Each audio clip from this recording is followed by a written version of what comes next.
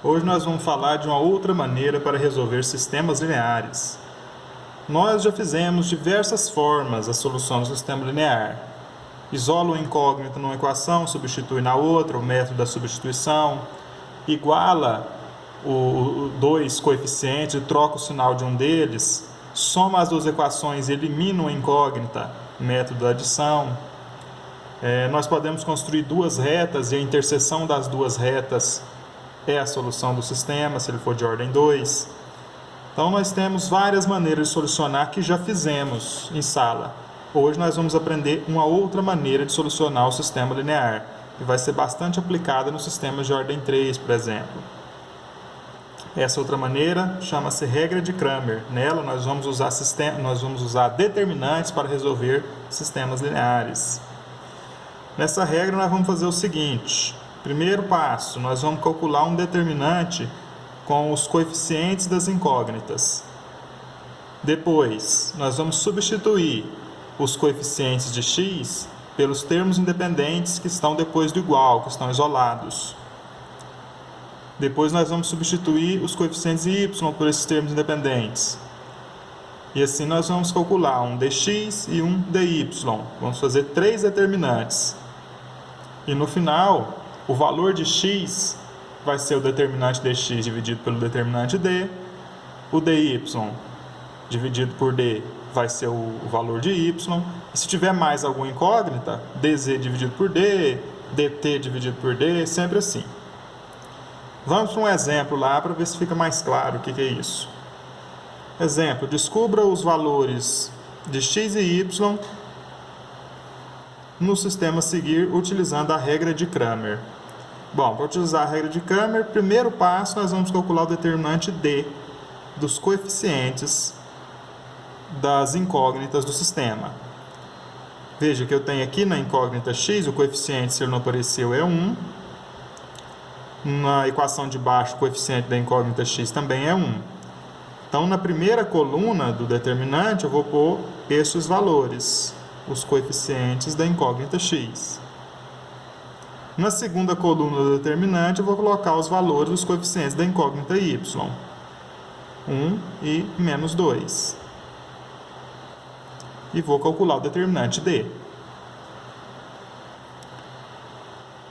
Produto da diagonal principal menos produto da diagonal secundária.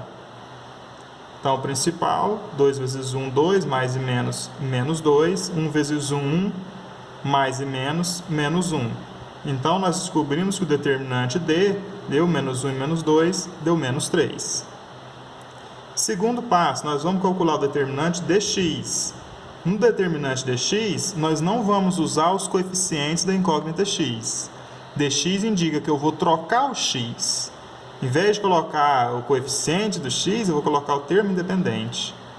Então, eu vou colocar aqui na primeira coluna, que eu posso chamar de coluna do x, né? Coluna do x, coluna do y. Aqui a coluna dos coeficientes de x, eu vou colocar o que está depois do igual, que é 5 e 8. Na coluna do y, dos coeficientes do y, do mesmo jeito do determinante anterior, 1 e menos 2. Calcular o determinante, produto da principal menos produto da secundária. 5 vezes menos 2, menos 10. 8 vezes 1, 8.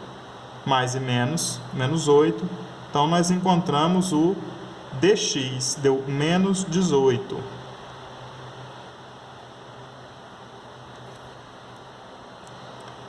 E por último, vamos calcular o dy. No dy, a coluna do x vai voltar a ser os coeficientes do x, só que agora a coluna do y passa a ser os termos independentes. Então, no dx eu troco o x, no dy eu troco o y.